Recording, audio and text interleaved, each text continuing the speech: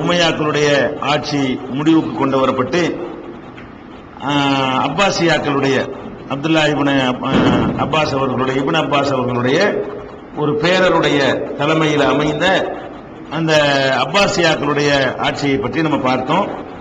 அந்த ஆட்சியின் போது ஒரு இரண்டாவதாக மன்சூர் என்ற அந்த ஹலீஃபா ஆட்சிக்கு வருகிறார்.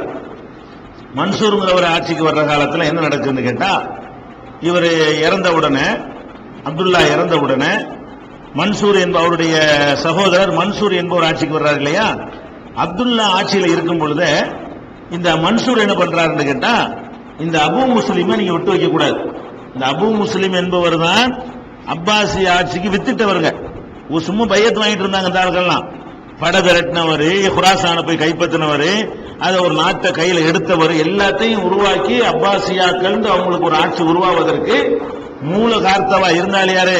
அபு முஸ்லிம்ங்கிற ஆளு. இந்த ஆள் ஜாஃபர் என்ன பண்றாரு? அபு ஜாஃபர் என்ற மன்சூர் தன்னுடைய சகோதரத்தை சொல்றாரு, இந்த ஆள் வலிமை மிக்க தலைவனா இருக்கிறான். அபு முஸ்லீமை நம்ம காலி பண்ணல என்று சொன்னா, நாளைக்கு நான் தான் ஜனாதிபதி அவர் சொன்னால் நம்மளால் அவரை எதிர்க்க முடியாது, அதனால அவரை க்ளோஸ் பண்ணிடுவோம் அப்படின்னு சொல்லி தன்னுடைய சகோதரருக்கு பல வகையிலையும் அவர் துர்போதனை செய்தார். அதை அவர் ஒத்துக்கொண்டு அந்த மாதிரி கொள்வதற்கு தயாராக இருந்த நேரத்தில் கூட கடைசி நேரத்தில் மனமாறி வேணாம், அது ரொம்ப நன்றி கெட்டத்தனம், இந்த ஆள் நமக்கு உதவி செய்திருக்காவிட்டால் அப்பாசியாக்களுடைய அரசாங்கமே அமைஞ்சிருக்காது அப்படின்னு அவர் மனமாறிக்கொண்டார். அதுல இருந்து இந்த மன்சூருக்கு இவர் மேல ஒரு கண்ணு, இந்த அபு முஸ்லிம் என்ன காலி பண்ணிடணும்னு சொல்லி, அந்த கட்டத்தில் தான் அந்த அப்துல்லா அப்பாசியாக்களுடைய முதல் ஹலீஃபாவா இருந்த அப்துல்லா இறந்து போன உடனே இவர் ஹஜ்ஜுக்கு போயிருக்கிறாரு. அந்த ஹஜ்ஜுக்கு அபு முஸ்லிம் போயிருக்கிறாரு. அங்க வச்சு இவர் இறந்த தகவல் கேட்டோன்னு வேக வேகமா வர்றாரு. அப்ப மட்டும் என்ன நினைக்கிறாரு, அண்ணன் இறந்துட்டாரு, இப்ப நம்ம ஆட்சிக்கு வருவோமா வரலையா, என்ன பொசிஷன் அவனு தெரியல, ஊர்ல வேற யாராவது நானா ஜனாதிபதி வந்துட்டா என்ன பண்றது, இப்போதைக்கு இந்த அபு முஸ்லிமை பயன்படுத்திக்கிறோம்னு சொல்லி நீனு வான்னு சொல்லி அவரை வேகமா கூட்டிக்கிட்டு என்ன செய்யறாரு, அவரு நான் தான் ஹலீஃபான்னு டிக்ளேர் பண்ணிக்கிறார். ஆனாலும் கூட இன்னொருத்தர் என்ன செய்யறாருன்னா, அவருடைய சொந்தக்கார ஆள் இன்னொருத்தர், அவருடைய சின்னமாப்பா அப்துல்லா இப்னு அலிங்கிற ஒரு ஆளு, அவர் என்ன செய்யறாருன்னா சிரியாவில் உட்காந்து நான் தான், எனக்கு தான் வசியத்து பண்ணிட்டு போனாரு, நான் தான் ஜனாதிபதிங்கிறாரு. அப்ப இந்த மன்சூருடைய ஆட்சி காலத்தில் 2 ஹலீஃபாக்கள் நாங்க தான் சொல்லிட்டு இருக்கிறாங்க. அந்த நேரத்தில் என்ன பண்றாரு இந்த மன்சூரே, இப்ப அபு முஸ்லிமுடைய தயவு தேவை இருக்குது, நீ போய் அவரை அடக்கிட்டு வா அப்படிங்கிறாரு. இந்த ஆளு வெளுத்ததெல்லாம் பாருன்னு சொல்லி போய் அவரை அடக்கி மறுபடியும் கைப்பற்றி மன்சூர் கையில மொத்த சாம்ராஜ்யத்தையும் கொடுத்துட்டு வர்றாரு. வந்த உடனே இந்த ஆள் என்ன பண்றான்னு, அந்த ஆள் வெற்றி பெற்று வருவாரு. அரண்மனைக்குள்ள நுழைஞ்ச உடனே நான் அன்பா முகமலச்சோடு நான் பேசுவேன், அப்படி கட்டி அணைக்குவேன், அதுக்கப்புறம் நான் கையை தட்டுவேன், பின்னாடி ஆளை காலி பண்ணிவிடுங்க அப்படின்னு சொல்லி அந்த அப்பாசியாக்கள்ல இந்த மாதிரி ரொம்ப துரோகம், அவங்க துரோகம் கிடையாது, உமையாக்கள்கிட்ட எதிரிகளா இது பண்ணுவாங்களே தவிர இந்த நம்ப வச்சு கழுத்து இருக்கிறதுக்கு பாருங்க, அது உமையாக்கள்கிட்ட நம்ம பார்க்க முடியல. அப்பாசியாக்கள்கிட்ட இந்த நம்ப வச்சு கழுத்து இருக்கிற துரோகம் ஜாஸ்தியா இருந்தது. இந்த அபு முஸ்லிம் எவ்வளவு கெட்டவரா இருந்தாலும் அவர் தான் இந்த ஆட்சி உருவாக்க காரணமா இருந்தாருன்னு சொன்னா அவரை நேர எதிர்க்கலாம், வேலை விட்டு போப்பான்னு சொல்லலாம்.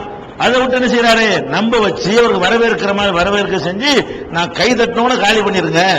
அதே மாதிரி இந்த அபு முஸ்லிம் என்ன செய்யறாரு, கொல்லப்படுறாரு. இவரும் ஒரு கடுமையான சர்வாதிகாரி என்பதற்காக இதை நம்ம பதிவு செய்ய வேண்டி இருக்கிறது.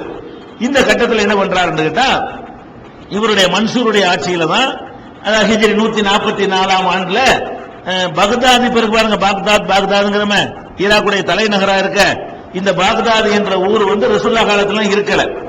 இந்த 144 ஆண்டுகளாக அப்படி ஊரே கிடையாது. ஈராக்ல பாக்தாது என்ற பெயர்ல என்ன இல்ல, ஒரு ஊரே கிடையாது. அது சும்மா ஒரு சாதாரண ஒரு திறந்த வெளியான ஒரு பாலைவன இடம் தான் அது. அதுல ஊர்களோ மக்கள் குடியிருக்கக்கூடிய இடமாக பாக்தாதுங்கிற அந்த இடம் இருந்ததில்லை. இவர் என்ன நினைக்கிறார், மன்சூருடைய காலத்துல ஒரு நாட்டுக்கு தலைநகரம் என்றால் அது திட்டமிட்டு உருவாக்கப்பட்டிருக்க வேண்டும். இந்த மாதிரி ஒரு கஞ்சஸ்டாக மண்ணடி மாதிரிலாம் இருக்கக்கூடாதுல்ல, அது மாதிரி அகலமான வீதிகளா இருக்கணும், காற்றோட்டம் இருக்க வேண்டும், ஆறு பக்கத்தில் இருக்க வேண்டும், சில சிறு குழு காத்து வர வேண்டும், பாதுகாப்பு இருக்க வேண்டும்.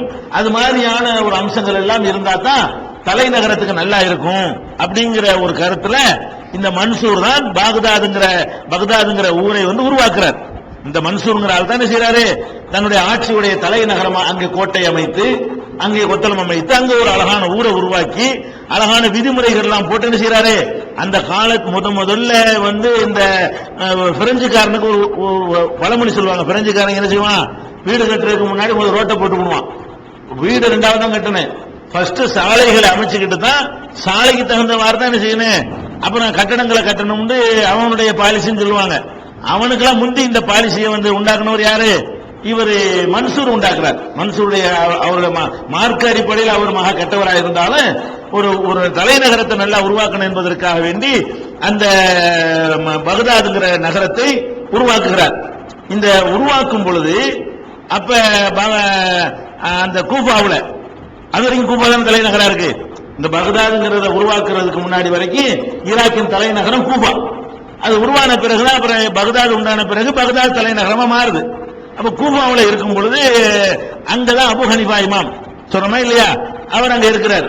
இவர் என்ன சொல்றாரு, மன்சூரே நீ வந்து நம்ம கவர்மெண்ட்ல நீ தான் வந்து நீதிபதியா இருக்கணும் அப்படின்னு அவரை வந்து ஒரு மார்க் அறிஞர் பெயர் வாங்கி இருக்கிறார் என்ற அடிப்படையில் அவர் நீதிபதியாக இருக்குமாறு அவரை வற்புறுத்துகிறார். அவர் நீதிபதியாக இருக்க நமக்கு சரி வராது அப்படின்னு சொல்லி அபு ஹனீஃபா இமாம் அவர்கள் மறுத்து விடுகிறார்கள். மறுத்தவர்கள் என்ன செய்யறாருன்னு கேட்டா, சரி நீதிபதியா இருக்க வேண்டாம், ஆனா என்னுடைய அரசாங்கத்தில் உனக்கு ஒரு பங்கு இருக்க வேண்டும், நீ ஒரு உன்னாலான பங்கை செலுத்த வேண்டும் சொல்லி இந்த பகதாதை உருவாக்குற வேலை இவர்கிட்ட தான் கொடுக்கிறார். பகதாதுங்கிற நகரத்தை உருவாக்குன ஆர்டர் பண்ணவர் மன்சூர். அதுக்குரிய வேலை வாய்ப்புகள், அதுக்குரிய ஆட்களை சேர்க்கிறது, செங்கல் தயாரிக்கிறது, அதுக்குரிய செலவினங்களை பார்த்துக்கிறது, இந்த நிர்வாகம் எல்லாம் யாரு, அபு ஹனீஃபா இமாம்னு சொல்றோமே அவர் தான் இந்த பகதாதுங்கிற நகரத்தை என்ன செய்யறாரு, உருவாக்குறார். அந்த மாதிரி அபு ஹனீஃபா இமாமுடைய பொறுப்புல அது விடப்பட்டு செங்கல் தயாரிப்பது, ஆட்களை கூலிக்கு அமர்த்துவது, அதுக்குரிய வரவு செலவுகளை பார்த்துக் கொள்வது எல்லாம் அவர் திட்டம் போட்டு கொடுப்பாரு. காசு வச்சு செலவழிச்சு வேலை வாங்குறது இவர்கிட்ட தான் சம்பளம் வாங்கிக்கணும் என்கிற அளவுல அவர் அந்த பொறுப்பை கொடுத்தவனே அவரு சந்தோஷமாக அதை ஏற்றுக்கொண்டு அந்த காரியத்தை என்ன செய்யறாரு. ஆனால் அதை செய்யும் பொழுதே நமக்கு சில நெருடல்கள்லாம் வருது. அபு ஹனீஃபா மாதிரி ஒரு பெரிய இமாம் இவ்வளவு பெரிய ஆடம்பரமான மார்க்கம் தடுத்திருக்கிற விஷயங்கள்லாம் நிறைய பண்றாரு. அவர் அவ்வளவையும் இவர் தான் செய்யறார். இந்த பொறுப்பை இவற்றை ஒப்படைச்சதுனால பிரம்மாண்டமான கோட்டை கொத்தளம்னு அந்த மாதிரி இல்லாத அளவுக்கு அற்புதமான முறையில கோட்டை, அதுல அலங்காரம், அதுல வேலைப்பாடுகள் என்ன, அது என்ன, இது என்ன, என்னென்னவோ அதெல்லாம் பல அழிக்கப்பட்டு விட்டது. அந்த புராதன பாகதாதுடைய சின்னங்கள் எல்லாம் அழிக்கப்படுவதற்கு முன்னாடி என்னென்னமோ அதிசயங்கள் எல்லாம், உலக அதிசயங்களும் அங்கதான் இருக்க வேண்டும் அப்படிங்கிற மாதிரி எல்லாம் நிறைய ஒரு கோடான ரூபாய்களை கொண்டு கொட்டி அந்த நகரத்தை நிர்மாணிக்கிறாரு. நிர்மாணிக்கிறதுடைய பொறுப்பு யார்கிட்ட இருக்கிறது, அபு ஹனீஃபா அவர்களுடைய பொறுப்பில் கொடுக்கப்பட்டு அவர் செய்கிறார். அது மாதிரி வீதிகள் எல்லாம் வந்து 40 முழம் அகலத்துக்கு இருக்கணும், சாலைகள் அந்த ரோட்லாம் எப்படி இருக்குன்னு உத்தரவு போடுறாரு. 40 முழம்னு சொன்னா 60 அடி. அந்த காலத்துல இப்பதான் லாரிகள்லாம் போறதுக்கு நம்ம அதிகம் என்று நினைக்கிறோம். அந்த காலத்துல உள்ள மாட்டு வண்டி, இந்த குதிரை வண்டி போறதுக்கு வந்து 60ங்கிறது ஒரு பரக்கத்தான ஒரு 6 வண்டி ஒன்னா போலவேன், நல்ல விசாலமான ஒரு அகலம். அந்த மாதிரியான ஒரு அகலத்துல தான் சாலைகள், வீதிகள் இருக்கணும், ரோடுல குறுகலா இருக்கக்கூடாது என்றெல்லாம் நல்ல அழகான முறையில திட்டம் போட்டு அவர் பண்ணுகிறார். இதுல வந்து அவங்க சொல்றாங்க இந்த கணக்கு 49 லட்சம் திர்ஹம் இந்த மக்கள் குடியிருப்புகளை நீக்கிவிட்டு இவருடைய அரண்மனை, கோட்டை, அவர் அரசு துறைக்கு செலவழிச்சது மாத்திரம். அரசு கோட்டை கட்டுவாங்க, அதுக்கு அந்த பள்ளிவாசல் ஒன்று கட்டிக்கிடுவாங்க. இந்த மாதிரி எல்லாம் அவங்களுக்கு தேவையான விஷயங்களை பண்ணுவதற்கு மட்டும் 49 லட்சம் திர்ஹம் செலவழிச்சிருக்கிறாங்க. இத ஹத்தீபுல் பகதாதிங்கிற வரலாற்று ஆசிரியர் சொல்லும் பொழுது அவர் சொல்றாரு, 49 லட்சம் திர்ஹம் தான் நம்ம எப்படி மதிப்பு போடுறது. அதுக்கு அவர் சொல்றாரு, இந்த காலத்தில் ஒரு ஆட்டினுடைய விலை ஒரு திர்ஹம், நீங்க கணக்கு பண்ணிக்கிறீங்கிறார். அதை நம்ம கணக்கு பண்றதுக்காக வேண்டி பண்டமாற்று முறையில நம்ம எந்த ரூபாயை கொண்டு கணக்கு பண்றது தெரியுமில, 49 லட்சம் திர்ஹத்தை செலவு பண்ணி அந்த கோட்டை கொத்தளத்தை எல்லாம் உருவாக்குறாரு. ஒரு திர்ஹம்னா என்ன, நீங்க 4 நாள் நினைச்சுக்க கூடாது, நம்ம வந்து கார்வான் நினைச்சிட்டு இருக்கோம். திர்ஹம்னா ஒரு திர்ஹத்திற்கு தான் அந்த பாகதாதில் அன்றைய தினத்தில் ஒரு ஆடு, நல்ல கொழுத்த ஆடு வாங்கலாம். குர்பானி கொடுக்கறதுக்கு ஒரு ஆடு வாங்குறதுக்கு ஒரு திர்ஹம். அப்ப ஒரு ஆடு இன்னைக்கு என்ன விலை, 5000 ரூபாய் இருக்குமா? 49 லட்சம் இன்ட்டு 5000 எங்க வச்சு பாருங்க. 49 லட்சம் இன்ட்டு 5000 எவ்வளவு ரூபா, அது பெருக்கிட்டு வரலன்னா நீங்க பெருக்கி பாத்துக்கிறீங்க. அப்ப அவ்வளவு பெரிய பணத்தை கொட்டி ஆடம்பரமாக என்ன செய்யறாரு, இது இந்த பாகதாதுங்கிற ஊரை மன்சூர்ங்கிற உருவாக்குறாரு. இந்த பாகதாது உருவாக்கப்பட்டு 144 ஆரம்பித்த வேலை 147 வரைக்கும் 3 ஆண்டுகள் இந்த வேலை, இந்த பாகதாதுங்கிற நகரம் உருவாகிற வேலை 3 ஆண்டுகள் இருக்குது. உருவாகி முடிஞ்சிருக்கிறது. இவ்வளவு பணத்தை கொட்டி செஞ்சிருக்கிறாங்க. அப்ப இன்றைக்கு பாக்தாதுடைய வயசு வந்து இந்த 147 கழிச்சுக்கிறவங்க ஹிஜ்ரில இருந்து ஹிஜ்ரி ஆண்டு பேத்துன்னு பாத்துக்கிறங்க. அதுல -147 கழிச்சிட்டீங்கன்னா பகதாது என்னைக்கு உருவானுச்சுன்னு கண்டுபிடிச்சிக்கலாம். அப்ப பகதாதுங்கிற அந்த ஊரை அவர் தான் உருவாக்குகிறார். அதே மாதிரி வந்து இவருடைய ஆட்சி முறையை தெரிஞ்சு கொள்வதற்கு பார்த்தோம்னு சொன்னா பள்ளிவாசல் ஒன்று கட்டிட்டாரா பெருமாட்டம். அவ்வளவு அற்புதமான ஒரு முறையில கோட்டை பக்கத்துல பள்ளிவாசல கட்டுறாரு. கட்டிட்டு அவருக்கு பாருங்க எந்த ஜாகிலியத்திலிருந்து அல்லாஹ் வந்து இஸ்லாத்தின் மூலம் மக்களை விடுவித்தானோ அந்த அறியாமை அவற்றிருந்து போகல. ரசூலுல்லாஹ்வுடைய குடும்பத்தில் வந்தவர் என்று சொல்லக்கூடிய இவற்றை மன்சூர் என்ன செய்யல. அந்த நோய் இருந்திருக்குது. என்ன நோய்? எல்லாரும் சமம் இல்லைங்கிற நோய். பள்ளிவாசல் நம்ம கட்டின பள்ளிவாசல் நம்மளோட எல்லாரும் வந்து நிக்கிறாங்களே, மன்னர் குடும்பத்தோட சேர்ந்து மற்றவங்க எல்லாம் நிக்கிறதுங்கிறது அது எப்படி ஒத்துக்கிற முடியும் அப்படின்னு அதுல வந்து அருவருப்பு அடைகிறார். அதுக்காக என்ன பண்றாரு தெரியுமா? இன்னொரு பொதுமக்களுக்கு தனி பள்ளிவாசல கட்டுங்கிறார். இது மன்னர் குடும்பத்துக்கு உள்ள பள்ளிவாச, மன்னர் குடும்பத்துக்கு இல்லாதவங்க அதுக்கு போ. எவ்வளவு அழகான சமத்துவத்தை உண்டாக்கணும். நம்ம கூட செய்வோமா? இவங்க எல்லாம் ஒரு இஸ்லாத்தை காப்பாற்றினார்கள் என்று அப்பாசிய ஆட்சிகள் எப்படி தெரியுமா, உமையா ஆட்சி எப்படி தெரியுமா என்று நம்ம வந்து என்ன செய்யணும்? பீற்றிக் கொள்கிறோம். நாங்கள் எப்படிப்பட்ட பீற்றிக் கொள்வதற்குரிய நல்ல பாரம்பரியம் அந்த 4 கலீஃபாக்களோடு முடிந்து விட்டது. வேணா முஆவியாவையும் சேர்த்துக் கொள்ளலாம். இவங்களோட ஒரு அளவுக்கு பீற்றிக் கொள்ளலாம், பெருமை அடித்துக் கொள்ளலாம்ங்கிற ரொம்ப பெருமை அடித்துக் கொள்வதாக இருந்தால் அந்த அபூபக்கர் உமர் ரலியல்லாஹு 2 பேருடைய ஆட்சியோடு நம்ம பெருமை அடிக்கக்கூடிய ஆட்சி முறையாக நடக்கவில்லை. இஸ்லாத்தையும் மார்க்கத்தையும் கேவலப்படுத்தக்கூடிய முறையில் தான், குழி தோண்டி புதைக்கிற விதத்தில் தான் இவங்களுடைய நடைமுறைகள் இருந்தது. அப்ப எல்லாரையும் சமமா நிப்பாட்டக்கூடிய ஒரு மார்க்கத்துல இன்னைக்கு நம்ம அறியாமை காலத்துல இந்தியாவில் நம்ம கடைபிடிச்சோமே, ஜாகிர் ஹுசைனி பஹ்ருதீன் அலி அஹ்மத் ஜனாதிபதியா இருக்கக்கூடிய நேரத்தில் டெல்லி ஜும்மா மசூதியில லேட்டா வந்தா கடைசி வரிசையில் 2 பேர் தான் கொடுத்துட்டு போனாங்க. நம்மள்கிட்ட இருக்கக்கூடிய அந்த தெளிவு கூட மார்க்கத்தை வந்து கடைபிடிக்க பொறுப்பேற்றுக் கொண்டிருக்கிற ஒரு ஜனாதிபதிட்ட இல்ல. ரசூலுல்லாஹ்வுடைய குடும்பத்தில் வந்தோம் என்று சொல்லக்கூடிய அகல பைத்துகள் நாங்கள் என்று பெருமை அளிக்கக்கூடிய இவர்கள்ட்ட காணப்படலைங்கிறத நம்ம ஒரு வருத்தத்தோடு அதிகமாக என்ன செய்யணும்? சுட்டி காட்டப்பட வேண்டும். அதோட என்ன செய்யறாரு? அதுக்கப்புறம் வந்து இதெல்லாம் பார்த்துட்டு பார்க்கிறார், திருப்தி அடையில அவருக்கு. இது என்னப்பா அரண்மனை கட்டி இருக்கீங்க, இதெல்லாம் இது அரண்மனையான்னு சொல்லிட்டு வேற ஒரு அரண்மனை கட்டுங்க அப்படின்னு சொல்லி என்ன செய்யறாருன்னா கஸ்ருல் ஹுல்துன்னு சொல்லி ஒரு பெயர் வச்சு, ஹுல்துனா என்ன? இந்த ஹாலிதீன்னு சொல்லுவாங்க, அந்த அர்த்தம். என்றென்றும் நிலைத்திருக்கக்கூடிய மாளிகை. இந்த மாளிகை எப்படி இருக்கணும்னு கேட்டா என்றென்றும் நிலைத்திருக்கணும். அதுக்கு வச்சாரா நான் நிலைச்சிருக்க போறேங்கிறதுக்கு வச்சாரான்னு தெரியல. என்றென்றும் நிலைத்திருக்கக்கூடிய மாளிகைன்னு ஒண்ணு கட்டு அப்படின்னு மாளிகையை கட்டுறாரு. அது கட்டி முடியுது, ஆள் போயிட்டார். இவர் என்றும் நிலைத்திருக்கல, இவர் உள்ள போகல. அது கட்டி முடியுது, இவர் நினைச்சிட்டார் உள்ள போகாமலேயே ஆளு மண்டையை போட்டாருங்கிறது நம்ம பார்க்கிறோம். இதுல வந்து இந்த நேரத்தில் இந்த மன்சூருடைய ஆட்சி அப்படி நிக்கட்டும். இந்த மன்சூருடைய ஆட்சி காலத்துல இமாம் அபு ஹனீஃபா ரஹ்மத்துல்லாஹி அலைஹி இருக்காங்க இல்லையா, அவங்களும் வாழ்றாங்க. அவங்க வந்து ஹிஜ்ரி 80ல பிறந்தாங்க என்பதை நம்ம அறிஞ்சு வச்சிருக்கிறோம். சின்ன பிள்ளை 80ல 100 வரைக்கும் பெருசா உமையாக்கள் ஆட்சியில் அவர் இருந்தா கூட அதுல என்ன செஞ்சிருக்க முடியும்? சின்ன பிள்ளைகள் என்ன செய்வாங்க? வாழ்ந்தாருன்னு சொல்ல முடியுமே தவிர ஒரு மார்க் அறிஞராகவோ விற்பனராகவோ எல்லாம் இருக்கல. 100க்கு பிறகு அப்பாசியாக்களுடைய ஆட்சி வந்த பிறகுதான் ஒரு விவரம் தெரிஞ்சவராக, மக்கள்கிட்ட ஒரு மார்க்க கல்வியை கற்றவராக, கற்றுக் கொடுக்கிறவராக எல்லாம் வெளியே உலகத்துக்கு வந்திருக்க முடியும். அப்ப ஹிஜ்ரி 80ல பிறந்த அபு ஹனீஃபா அவர்கள் ஹிஜ்ரி 150ல என்ன செய்யறாங்க? மரணிக்கிறாங்க. அப்ப இவ்வளவு இந்த 36 47 எல்லாம் அவர் தான் இருக்கிறார். இந்த 47 கட்டி முடிச்சு ஒரு 3 வருஷம் நினைச்சிட்டாரு. அவரு பகதாதை உருவாக்கி முடிச்சுட்டு மூத்தா போயிட்டாருன்னு வைங்களேன். அப்ப இந்த அபு ஹனீஃபா இமாம் அவர்கள் வந்து அங்க வாழ்ந்த காலத்துல அவர் ஒரு போற்றத்தக்க ஒரு அரசாங்கத்துக்கு நெருக்கமானவர் போலவும் அரசாங்கத்துக்கு வேண்டியவர் போலவும் என்ன செஞ்சாரு? ஒரு கட்டத்தில் இருந்தார். அதுல என்ன ஆகுதுன்னு கேட்டா, இது ஒரு நேரத்தில் என்ன செய்யறாருன்னா இவரு பையத்து செய்யறார். யாருக்கு முக்கியமான விஷயம், அபு ஹனீஃபா இமாம் அவர்கள் வந்து இந்த பகதாதெல்லாம் கட்டி முடிச்ச பிறகு மதீனாவுல ஒருத்தர் வந்து நான் தான் கலீஃபான் இமாம்னு சொல்லி ஒருத்தர் கிளம்புறார். அவர் யாருன்னு கேட்டா முகமது இப்னு அப்துல்லாஹ் இப்னு ஹசன் இப்னு ஹுசைன் இப்னு அலி இப்னு அபி தாலிப். அது கரெக்டா சொல்றதா இருந்தா அலியுடைய மகன் ஹுசைன், ஹுசைனுடைய மகன் ஹசன், ஹுசைனுடைய அண்ணன் பேரும் ஹசன் தான், மகன் பேரும் ஒரு ஹசன். ஹுசைனுடைய மகன் பேரு ஹசன், அவருடைய மகன் பேரு அப்துல்லா, அவருடைய மகன் பேரு முகமது. அப்ப ரசூலுல்லாஹ்வுடைய பேர பிள்ளை அலி ஃபாத்திமாவுடைய பிள்ளை எத்தனை இருப்பார்? அலியுடைய பிள்ளைன்னா அலியுடைய பிள்ளை என்பது ஃபாத்திமா நாயகி பிள்ளை ஆயிடுறாங்க. அப்ப ரசூலுல்லாஹ்வுடைய 1 2 3 4 5வது பேர பிள்ளை இவர்.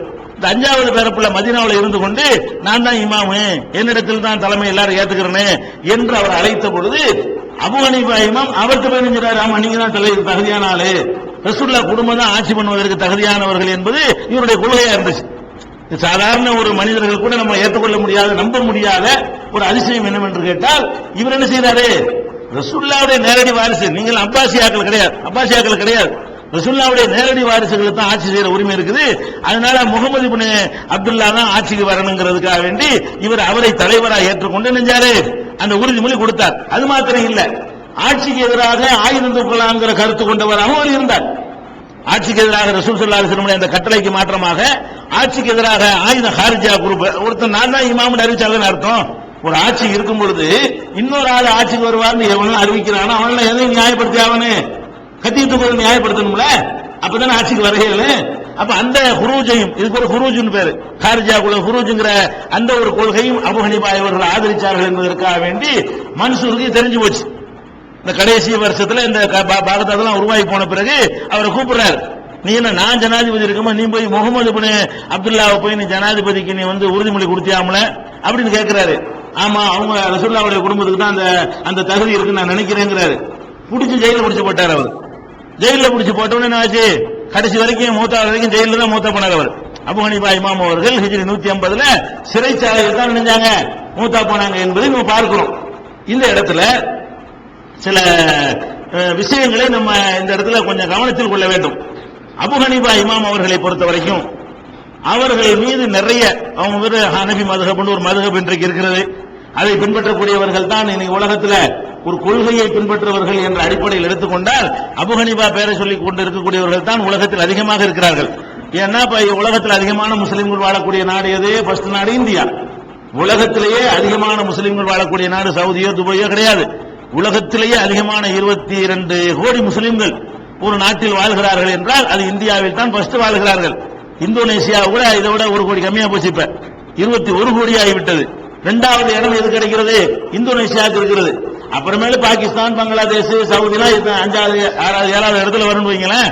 அப்ப உலகத்திலே அதிகமான முஸ்லிம்கள் வாழக்கூடிய இந்தியாவில் உள்ள 22 கோடி முஸ்லிம்கள் நீங்க எடுத்து பாத்தீங்கன்னு சொன்னா அதுல ஒரு 16 கோடி பேராவது ஹனஃபின்னு சொல்லக்கூடியவர்களாக இருப்பார்கள். சொல்ற கணக்கு பண்ணி பார்த்தீர்களே ஆனால், பாகிஸ்தானை எடுத்துக்கொண்டீர்களே ஆனால் அதுல ஒரு 70% பேராவது தங்களை ஹனபிகள் என்று சொல்லிக் கொள்ளக்கூடியவர்களாக இருப்பார்கள்.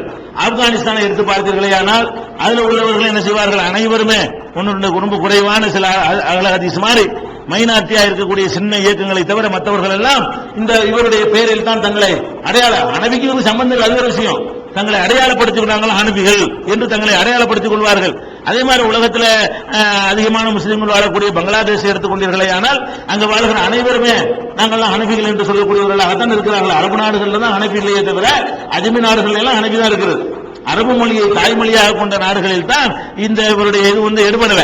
அரபு மொழி தெரியாத மக்கள்கிட்ட எல்லாம் இவர் பெயரை சொல்லிக் கொண்ட சித்தாந்தத்தை தான் என்ன செய்யறாங்க, அவரை பின்பற்றணும் இல்ல, தங்களை அந்த பெயரில் அடையாளப்படுத்திக் கொள்கிறார்கள். முஸ்லீம்ங்கிற சொரான இல்லை, நான் ஒரு ஹனபின்னு சொல்லிக் கொள்ளக்கூடியவர்களாக இருக்கிறது நம்ம பார்க்கிறோம். அதுக்காக இப்ப என்ன செய்யறாங்கன்னு கேட்டா, அபூ ஹனீஃபா இமாமை பற்றி கொஞ்சம் விலாவாரியா விரிவாக நம்ம சில செய்திகளை வரலாற்றில் மறைக்கப்பட்ட இருட்டடிப்பு செய்யப்பட்ட சில செய்திகள் எல்லாம் இருக்கிறது, அதெல்லாம் தெரிந்து கொள்ள வேண்டும். ஃபர்ஸ்ட் என்னன்னா, அபூ ஹனீஃபா இமாம் அவர்கள் மேல ஒரு மதிப்பும் மரியாதையும் ஏற்படுத்துவதற்காக வேண்டி நிறைய கதைகளையும் கட்டுக்கதைகளையும் சொல்லி மக்கள் மத்தியில் என்ன செய்யறாங்க, அவருக்கு ஒரு இமேஜை உண்டாக்குகிறார்கள். ஆனால் உண்மையில நீங்கள் பார்த்தீர்களே ஆனால் சில பேர் அபூ ஹனீஃபா இமாம் அவர்களை புகழ்ந்து பாராட்டி பேசியிருந்தாலும் நம்ம ஆச்சரியப்படுகிறோம். வரலாற்றில் இதெல்லாம் இன்றைக்கும் பாதுகாக்கப்பட்ட பல நூல்கள், தாரீக் பகதாத் என்ற பகதாதுடைய வரலாறு என்றே ஒரு தனி நூல் இருக்கிறது, பல வால்யூம்களை கொண்டது. அது ஆதாரப்பூர்வமான சனதோட அறிவிப்பாளர்கள் வரிசையோட வரலாறை சொல்லக்கூடிய ஒரு நூல். இந்த தாரீக் பகதாதை எடுத்துக்கொண்டாலும் சரி, அல் பிதாயா வன் நிஹாயா, நம்ம இதுவரைக்கும் சொன்ன இந்த செய்திகள் எல்லாம் இந்த மாதிரி பெருசா நம்மளா கண்டுபிடிச்சு சொல்ல முடியாது, வரலாறையெல்லாம் ஆராய்ச்சி பண்ணிலாம் சொல்ல முடியாது, தேடித்தான் சொல்ல முடியும். அல் பிதாயா வன் நிஹாயா கொஞ்சம் தேடுவதுதான் எங்களுடைய வேலையா இருந்துச்சதை விட இந்த விஷயத்தெல்லாம் கையில மொழியில போட்டு சொல்ற விஷயமா, பாகதாத் இன்னார் தான் கட்டினார்னு ஆராய்ச்சி பண்ணி அவரால் சொல்ல முடியும், தகவலை வச்சுதான் சொல்ல முடிகிறது. அப்ப இந்த மாதிரி நூல்கள் எல்லாம் எழுதப்பட்டு மக்களுக்கு வைக்காமல் இருட்டடிப்பு செய்யப்பட்டிருக்கிற பல செய்திகள் இருக்கிறது. அதுல ஒரு செய்தி என்னவென்று சொன்னால், அபூ ஹனீஃபா இமாம் அவர்களை பொறுத்த வரைக்கும் அவர்கள் வாழ்ந்த காலத்தில் நிறைய அறிஞர்கள் இருந்தார்கள். இன்றைக்கும் அந்த அறிஞர்களை இஸ்லாமிய உலகம் அறிஞர்கள் என்று சொல்லிக் கொள்கிறது. அந்த மாதிரி பெரிய பெரிய பெரிய அறிஞர்கள் எல்லாம் இருந்தார்கள். அந்த அறிஞர்கள் எல்லாம் அபூ ஹனீஃபா இமாமை பற்றி என்ன கருத்து கொண்டிருந்தார்கள் கேட்டா, இவரு இஸ்லாத்துக்கு சம்பந்தம் இல்லாத ஆளு அப்படிங்கிற ஒரு கருத்தை தான் அந்த மக்கள் கொண்டிருந்தார்கள். அது எதுக்கு நான் சொல்ல வரேன்னா பாயிண்ட் இருக்கிறது. அதுல உதாரணத்துக்கு சொல்வதாக இருந்தால், அபூ ஹனீஃபா முஹம்மது பின் மஸ்லமாங்கிற ஒரு பேரறிஞர், அவர் அபூ ஹனீஃபாவுடைய காலத்தில் வாழ்ந்த ஒரு அந்த சமகாலத்தில் உள்ளவர்கள். அபூ ஹனீஃபா இமாமுடைய காலத்தில் வாழ்ந்த ஒரு அறிஞர் யாரு? முஹம்மது பின் மஸ்லமா. அவர்கிட்ட அபூ ஹனீஃபா எல்லா ஊருக்கும் போனார், மதீனாவுக்கு மட்டும் போகல. எல்லா ஊருக்கும் அபூ ஹனீஃபா இமாம் போயிருக்கிறார். அவர் எந்த ஊருக்கு போகல? மதீனாவுக்கு தன் வாழ்நாள்ல போனதே இல்லை.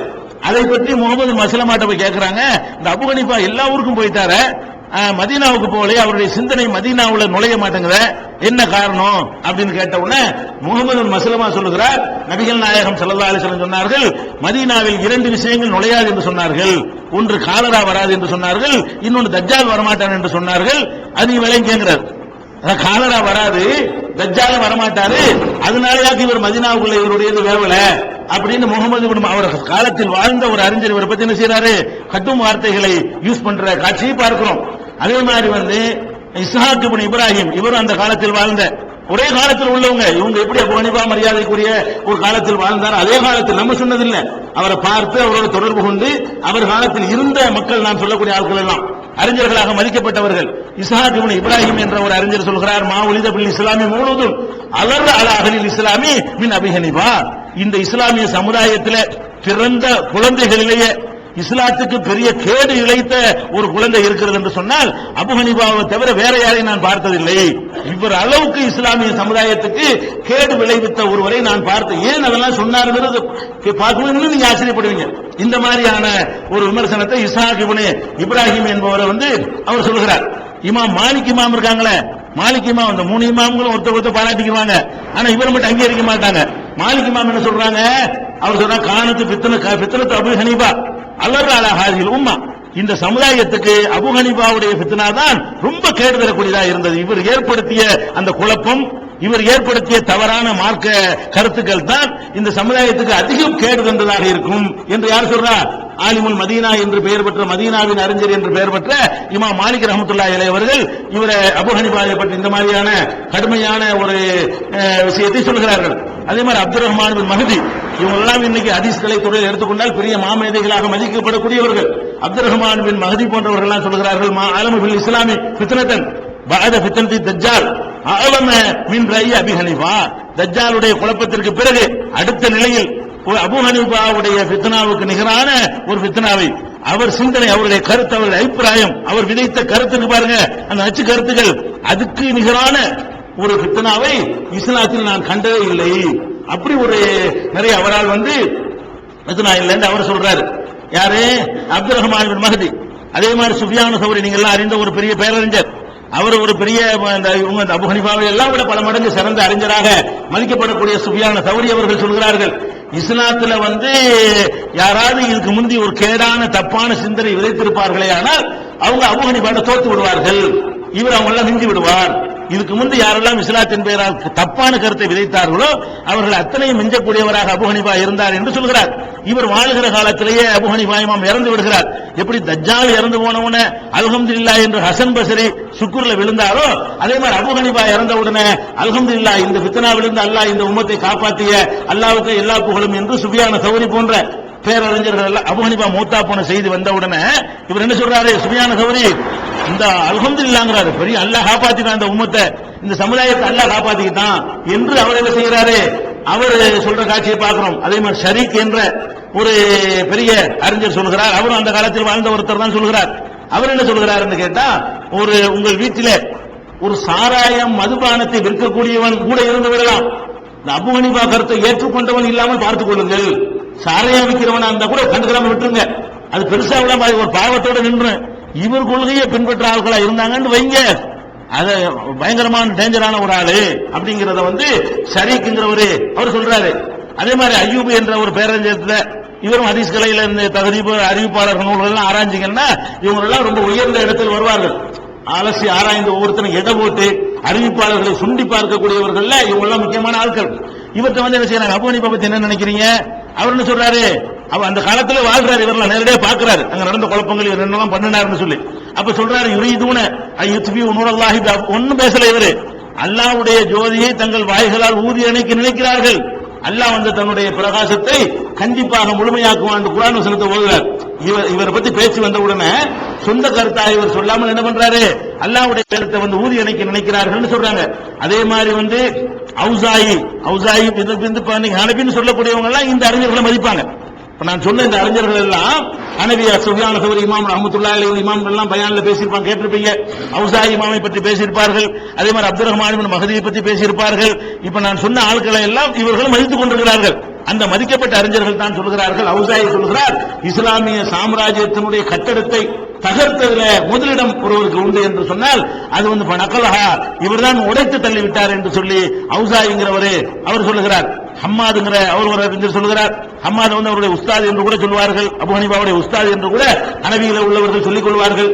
அவர் என்ன சொல்கிறார் கேட்டா, இப்ரு அபு ஹனீஃபா மா உலித பில் இஸ்லாமி மௌலூதுன் அலர் அலைஹி மின் அபி ஹனீஃபா, அபு ஹனீஃபாவை தவிர மகா கேடு கட்ட ஒரு ஆள் இந்த சமுதாயத்தில் இந்த உம்மத்துக்கு கிடைக்கவே இல்லை அப்படிங்கிற ஒரு கடுமையான ஒரு வார்த்தையை அவர் யூஸ் பண்ணுகிறார்.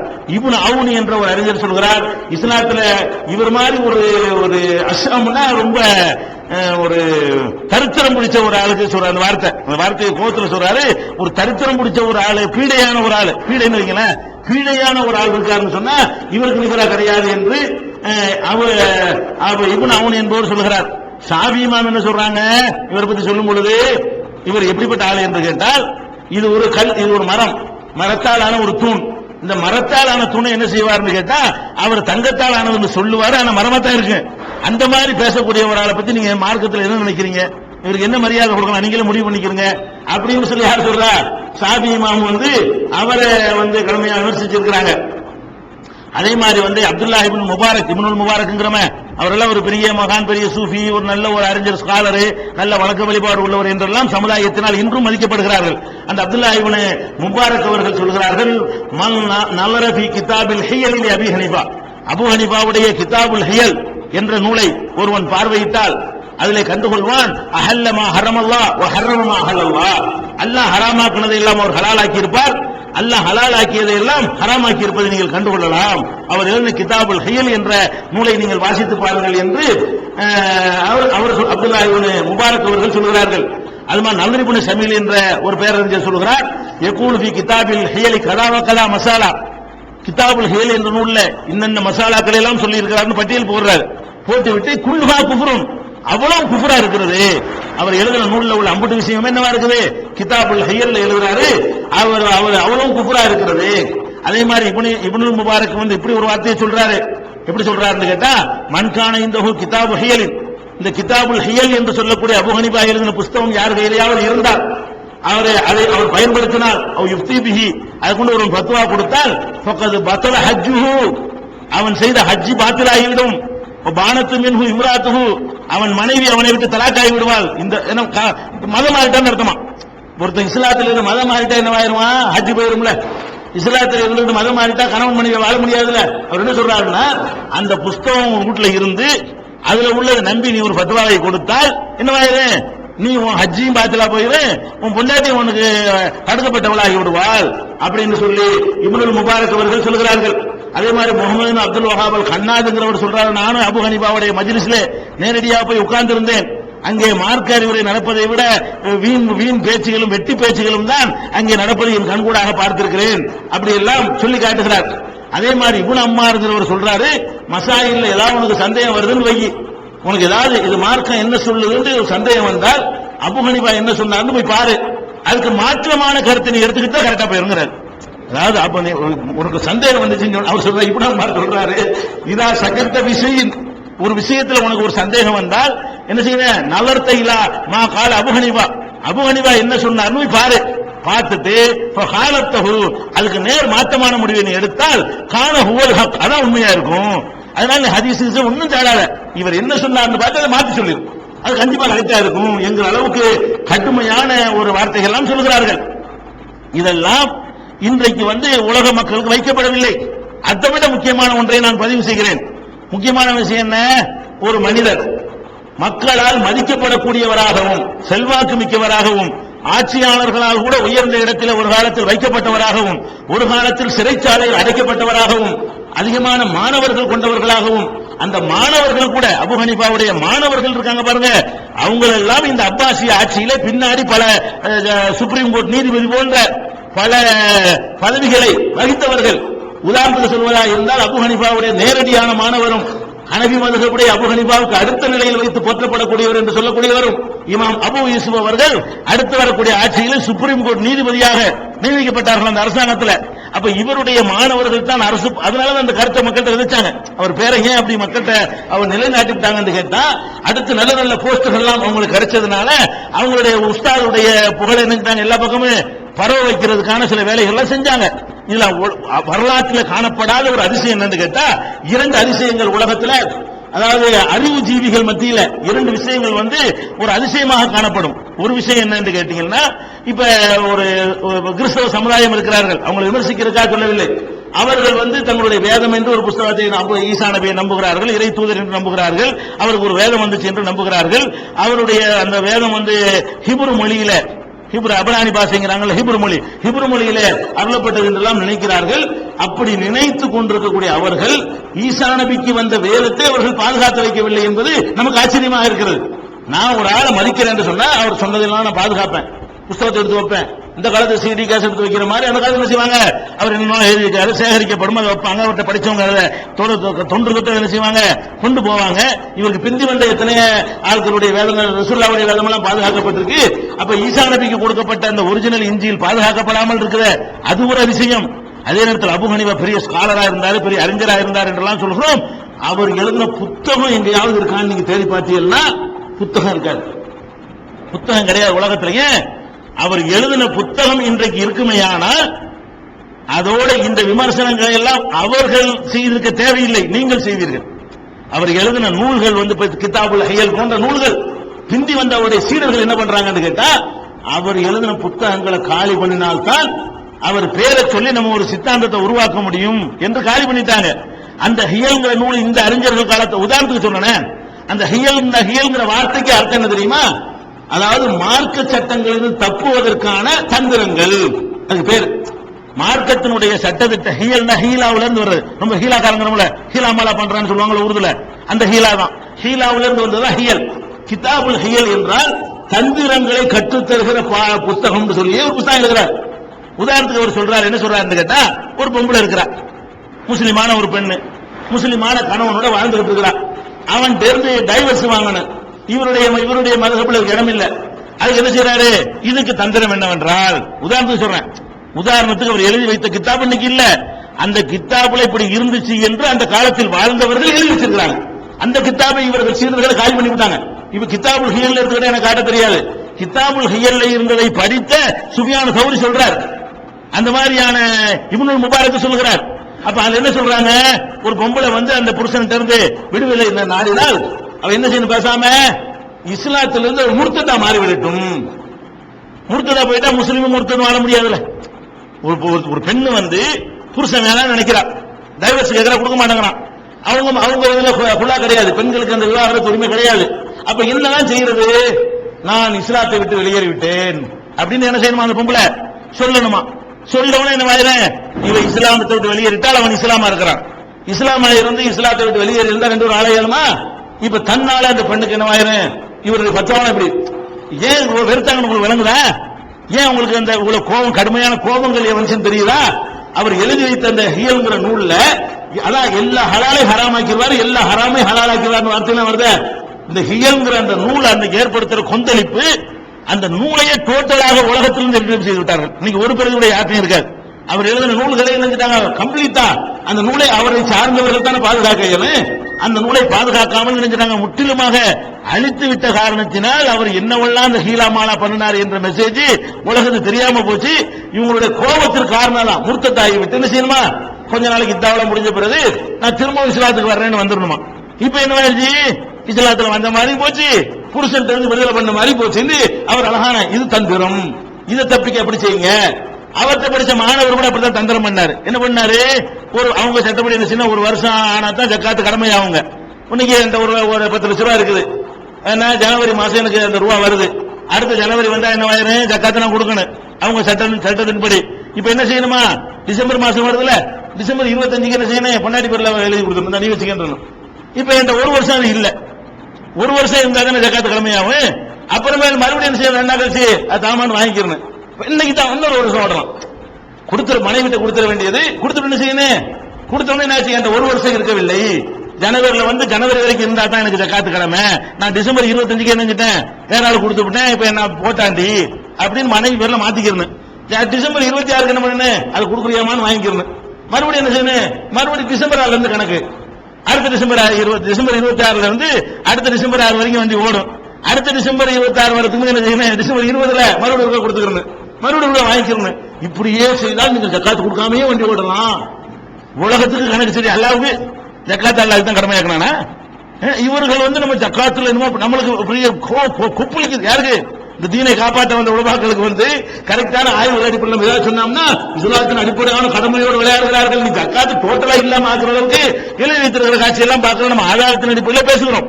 அதோட இவருடைய எதனால மக்கள் கோபப்பட்டாங்க என்று கேட்டால் நீங்க விளங்கிக்கணும். மக்களுக்கு இந்த அறிஞர்களுக்கு எல்லாம் கட்டுமையான ஆத்திரம் வருவதற்கு என்ன காரணம் கேட்டா, குர்ஆன் சுன்னா இந்த 2 அடிப்படையை தூக்கி போட்டுவிட்டு அந்த வெறும் அந்த என் அறிவுக்கு இருந்தாலும் ஏத்துக்கிறேன், அதுக்கு தகுந்த மாதிரி குர்ஆனுக்கு வந்து இவர் விளக்கம் கொடுத்துக்கிறது, அதுக்கு தகுந்த மாதிரி ஹதீஸ்களை கூட நிராகரிக்கிறது என்கிற மாதிரியான இவருக்கு பேர் சாஹிபுர் ரைன் இவருக்கு பேர். அதாவது அவர் சொந்த அபிப்பிராயத்தின்படி தீர்ப்பளிக்கக்கூடியவர். குர்ஆன் ஹதீஸ்லாம் இல்ல, இதெல்லாம் தப்பிக்கிறதுக்கு என்ன வழின்னா அது வழி சொல்லி தந்துருவார். இது என்ன செய்யலாம், அது என்ன செய்யலாம். ஒரு தண்ணியை ஒரு அடிக்க நினைக்கிறான், அவர்கிட்ட போய் தண்ணி அடிக்கிறதுக்கு ஏதாவது இருக்கா, தண்ணி அடிக்கணுமா, இப்படி வேணா தண்ணி அடிக்க அதுக்கு ஒன்று குற்றம் வராது இப்படின்னு எல்லாரும் செஞ்சிருவாரு. விளையாட்டு சொல்லவில்லை, உண்மைக்கும் இது சொன்னா சொல்ல மாட்டாங்க. உண்மைக்கும் கிதாபுல் ஹியல்ங்கிற நூல் அவரும் சொல்றாரு, இப்படி சொல்றாரு, அதில் எத்தனை ஹலால்களை அவர் ஹராமாக்கி இருக்கிறார், எத்தனை ஹராமுகளை ஹலாலாக்கி இருக்கிறார். இந்த கிதாபை பாத்தீங்களா? அப்ப இந்த கிதாபுல் ஹியல் என்பதுதான் அவர் எழுதிய நூல். உலகத்தில் இன்னைக்கு இல்லை. அவருடைய நூல்களை இருட்டடிப்பு செய்து மறைத்து விட்டு அவருடைய சீடர் என்ன பண்ணிட்டாங்க கேட்டா, அவர் சொல்ல இவங்களா சில கருத்துக்களை சொல்லி அது அபூ ஹனீஃபாவுடைய மதுஹப்னு சொல்லி உண்டாக்கிட்டாங்களே தவிர இந்த மதுஹபுக்கு அவருக்கு சம்பந்தம் கிடையாது. அவருடைய மதுஹபை நம்ம கொண்டாந்து நிப்பாட்ட பாத்தீங்கன்னா கிதாபுல் ஹியலை தேடி பார்த்து கொண்டு வாங்க, அது சரியான சமுதாயம் பரிசீலிக்கட்டும். அப்ப மக்களுக்கு என்ன, ஓ இதான விஷயம் அப்படின்னு தெரிஞ்சு போயிடும். அப்ப இந்த மாதிரியான ஒரு கேரக்டர் உள்ளவராகத்தான் அன்றைக்கு இருந்த எல்லா அறிஞர்களாலும் இவர் வந்து கொத்தி கொதறப்பட்டார். ஆனாலும் இதையெல்லாம் தூக்கி அடிக்கிற விதமாக என்ன பண்றாங்க கேட்டா, இவங்க வந்து அபூ ஹனீஃபாவுடைய புகழை மேலோங்க செய்வதற்காக வேண்டி சில தவறான செய்திகளை எல்லாம் தங்களுடைய நூல்களில் முன்னுரையில் எழுதுவார்கள். உதாரணத்துக்கு சொல்வதாக இருந்தால், அபூ ஹனீஃபா இமாம் எப்படிப்பட்டவர்கள் தெரியுமா, சுபுவுக்கு இஷாவுக்கு செய்த ஒழுவை கொண்டு சுபுகு தொழுகையை தொழுவார்கள். இஷாவுக்கு ராத்திரி ஒழு செய்யறோம்ல, அந்த ஒழு செஞ்சுட்டு சுபுகு தொழுகிறாருன்னா தூங்க மாட்டான்னு அர்த்தம். இஷாவுக்கு ஒழு செஞ்சுட்டு அந்த ஒழுவை கொண்டே சுபுகு தொழுகிறாருன்னா தூங்க மாட்டான்னு அர்த்தம். தூங்க மாட்டார்னு மட்டும் அர்த்தம் இல்ல, ஒண்ணுக்கு போக மாட்டான்னு அர்த்தம், வெளிக்கு போக மாட்டான்னு அர்த்தம், மனைவியோட குடும்பம் நடத்த மாட்டான்னு அர்த்தம். இஷாவுக்கு செஞ்ச ஒழுவை கொண்டு சுபுகு தொழுகிறாரு. ஒரு நாளைக்கு இல்ல, 40 வருஷம், 40 நாளைக்கு கூட இல்ல, வாழ்ந்ததே 70 வருஷம். 80ல பிறந்து 150ல அவர் இறந்து போயிடுறாரு.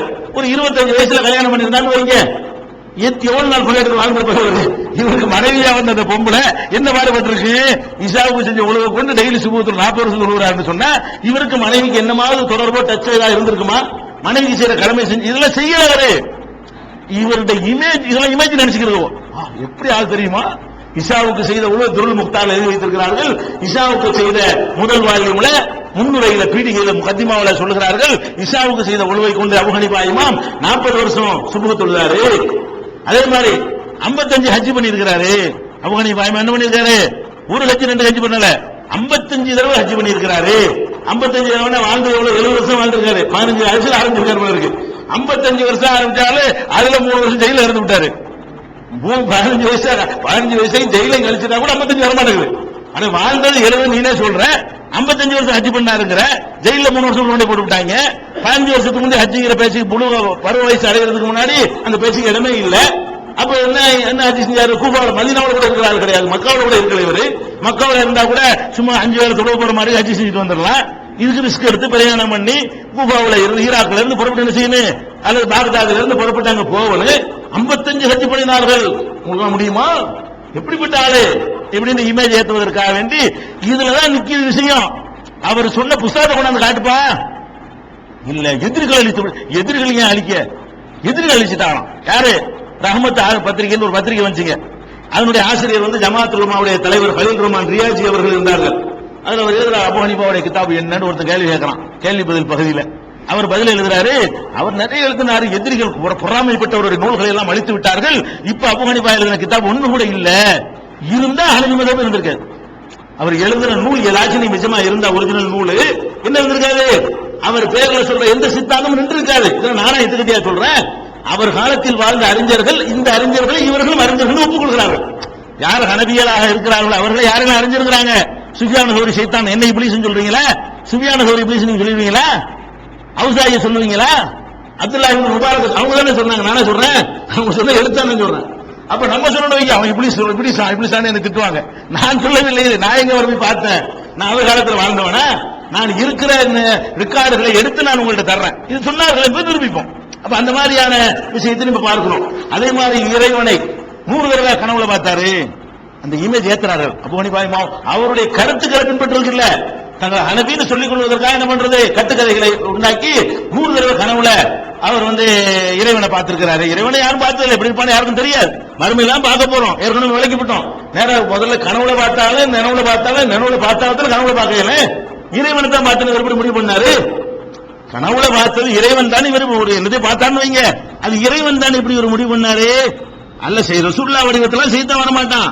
நான் தான் அல்லாஹ்னு சொல்லிட்டு வருவான். அதுக்கு எந்த ஒரு வரமாட்டான்னு எந்த ஒரு தடையும் கிடையாது. சைத்தான் வந்து நான் தான் அல்லாஹ்னு கூட வந்திருப்பான்.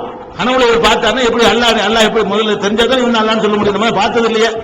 அல்லாஹ் ஆல்ரெடி நம்ம பார்த்திருந்தோம்னு சொன்னா இதான் அல்லாஹ்னு சொல்லலாம். நம்ம யாரும் பார்க்கலையா? 100 தடவை பார்த்தோம். ஒரு தடவை பார்க்கலையா? 100 தடவை அல்லாஹ் கனவுல பார்த்தாரு. பார்த்து கொண்டு சொன்னார். எந்த புத்தகத்தில் சொன்னார்? அவர் சொல்லு பார்ப்போம். கனவு கண்டவனுக்கு அல்லாஹ்வுக்கு தான் தெரியும். யாரும் சொல்ல முடியாது. ஊமை பெண்ணு கனவு கண்டானா உலகத்துக்கு யாருக்கும் தெரியாது. கனவு கண்டது ஊமையா இருந்தாலும் வைங்க, அந்த கனவு அவளோட போய்விடும். ஊமை கனவுன்னு சொல்றாங்க. கனவுங்கிறது பார்த்தவனு தான் தெரியும். இந்த மாதிரி பொய். அது மாத்திரம் இல்ல. ஒரு நாள் காபத்துல்லாவுக்கு நுழைந்தது செஞ்சார். 55வது ஹஜ்ஜி தான். 55வது ஹஜ்ஜின் போது எழுதி வச்சுக்கிறாங்க. காபாவுக்குள்ள நுழைகிறார். அல்லாஹ் வணங்க ஆரம்பிக்கிறார். எப்படி நினைக்கிறாரு? ஒத்த கால அப்படி நின்று கொண்டு, ஒத்த கால அந்த காலுக்குள்ள தூக்கி வைத்துக் கொண்டு 15 ஒத்த கால நின்று 15 ஜூஸ் வாங்கினாராம். 2 ரக்காத் தொழுகிறாரா? ஒரு ரக்காத்துல எத்தனை ஜூஸ் ஓதுறாரா?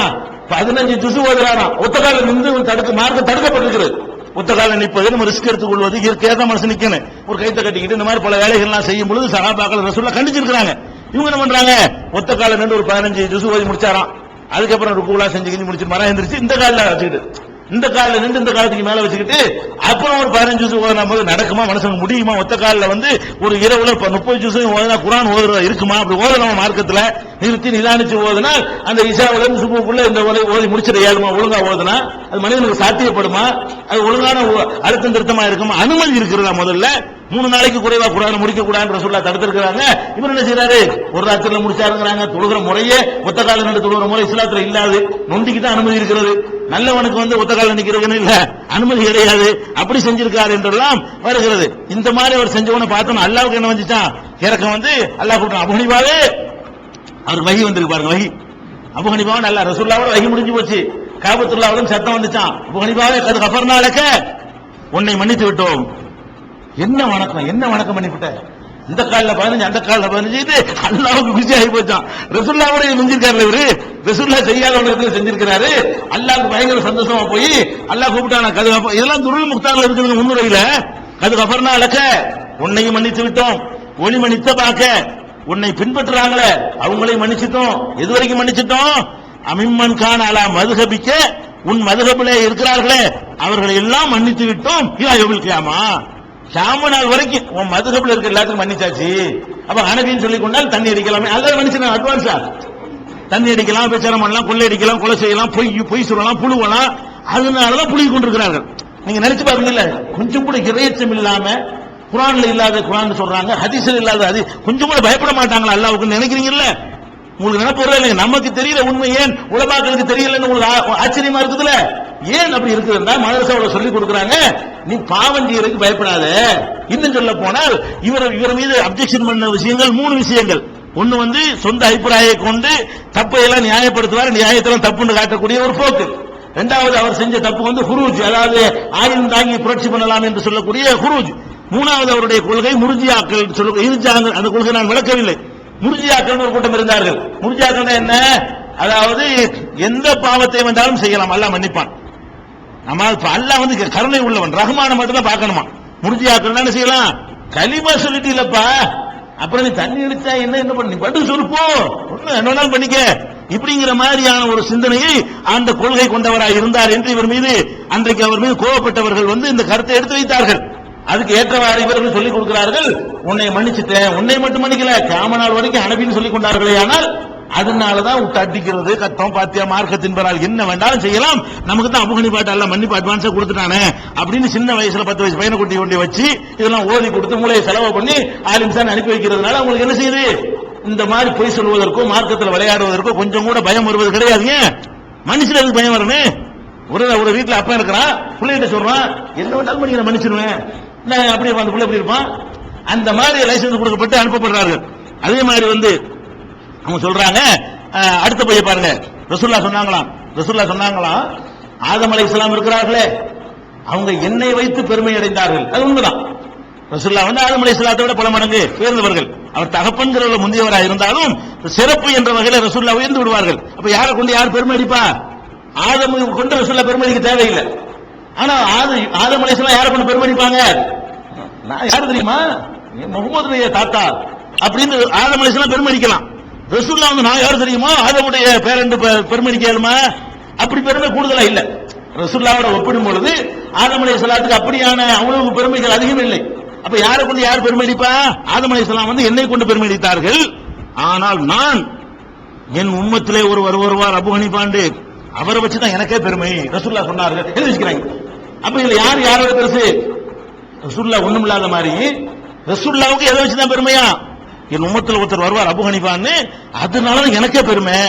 இப்படி ரசூலுல்லாஹ் சொல்லுவாங்களா, இவரை பத்தி முன்னறிவிப்புன்னு சொல்லி எழுதி வச்சு அப்படியே மூளையை கழுவி, அதெல்லாம் ஹனஃபி உண்டா ஜாஸ்தியா உண்டான காரணமே என்ன, மூலச்செலவு. அழகான முறையில் மூலச்செலவை பண்ணுகிறார்கள்.